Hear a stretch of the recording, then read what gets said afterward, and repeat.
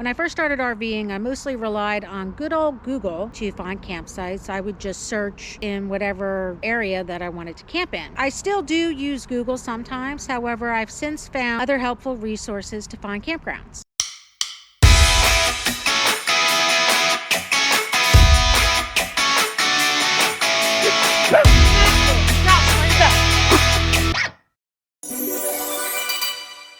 Before I even got on the road, I purchased a Harvest Host membership for $99 a year. And on the Harvest Host website, you could find a variety of different types of businesses, as well as private individuals that allow people to camp on their property for a limited amount of time. The types of businesses that participate in Harvest Hosts are usually distilleries, wineries, breweries, museums, farms, places like that. And they usually do not have utility hookups.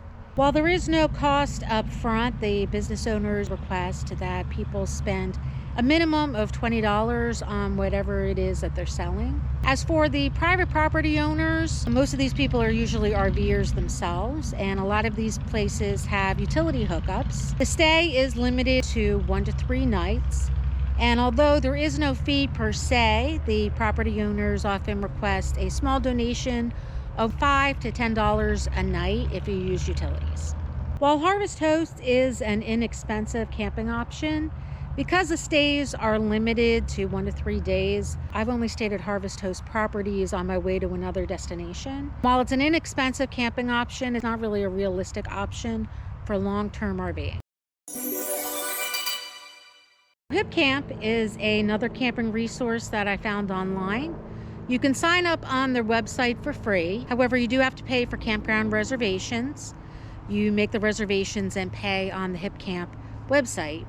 It seems to me that most of the HipCamp campgrounds are private property owners who've gotten into the campground business. You're not going to find most of these places on a Google search. I've stayed at HipCamp campgrounds with utilities. However, some of the prices that people charge for boondocking on their property, I'm just not going to pay for. National and state park camping is my absolute favorite. Now, national park campgrounds you can find, go to the National Park Service website and just search whatever state that you want to find a national campground in. To find state campgrounds, I just Google state campgrounds in whatever state I want to travel to. I've recently discovered county park campgrounds. Now, not all state and counties have county park campgrounds. I've stayed at county park campgrounds in Idaho, New Jersey, Florida, South Carolina. I found them to be comparable to state park campgrounds, although they're usually a little smaller. The ones that I've stayed at had utility hookups. And I found them to be easier to get reservations at. They're not as booked up as state park campgrounds. In order to find them, I just Google county park campgrounds in whatever state that I wish to travel to. I was aware of Thousand Trails before I even got on the road. However, I didn't purchase a membership because it's RV parks, and I did not want to stay at RV parks. Most RV parks tend to be more concrete and RVs than grass and trees, although some RV parks are nicer than others.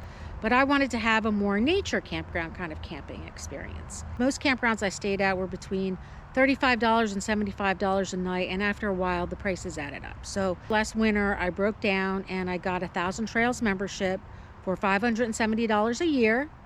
That includes free camping at RV sites in one region of the country, and I purchased another region of the country for, I believe, $90 a year. They do have different kinds of memberships, but the membership that I purchased allowed me to stay at participating Thousand Trails RV parks for 14 consecutive days, and then I would have to spend 7 consecutive days outside the Thousand Trails system before I could camp for free at another Thousand Trails RV park. I like that membership. I'm aware that they do have more expensive memberships, but I like the membership that I have because it works for me. I get to save a whole lot of money by camping for free.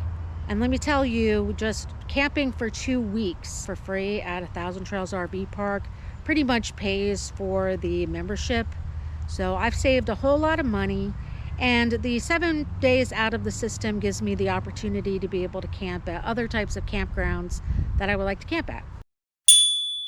One of the benefits of staying at RV parks is the fact that RV parks often have amenities like swimming pools, but especially laundry rooms, because going to the laundromat in a 30-foot motorhome can be a real hassle.